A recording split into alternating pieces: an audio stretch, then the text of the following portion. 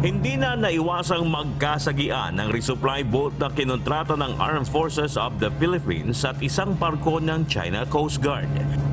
Ayon sa pahayag na inilabas ng National Task Force for the West Philippine Sea, nangyari ito alas 6 ng umaga ng Linggo, October 22, habang nagsasagawa ng panibagong rotation and resupply mission sa BRP Sierra Madre na nasa Ayungin Shoal.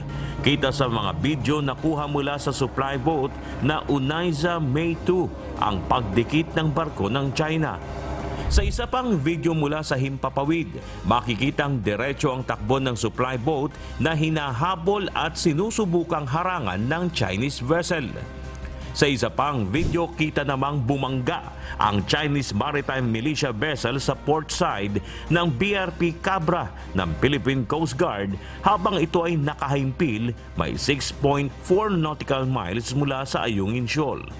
Sa isang pahayag, mariing kinundina ng National Task Force for the West Philippine Sea ang mapanganib, irresponsable at iligal na gawain ng China Coast Guard at Maritime Militia na paglabag sa soberanya ng Pilipinas at tahasang pagbaliwala sa UNCLOS Maritime Conventions para maiwasan ang banggaan sa karagatan at ng 2016 Arbitral Award. Sa isang post sa social media ni United States Ambassador to the Philippines, Mary Kay Carlson, sinabi nito na mariing kinukundina ng Estados Unidos ang panibagong disruption ng China sa resupply mission ng Pilipinas sa Ayungin Shoal. Naisa panganib-anya nito ang buhay ng mga Pilipinong sakay ng supply boat. Naninindigan anya sila kasama ng kanilang mga kaibigan, partners at kaalyado sa pagtatanggol sa soberanya ng Pilipinas.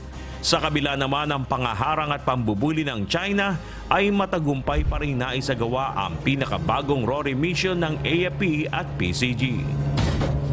Bernard Dadis, UNTV News and Rescue. Diyos ang aming sandigan, serbisyo publiko ang aming pinahahalagahan.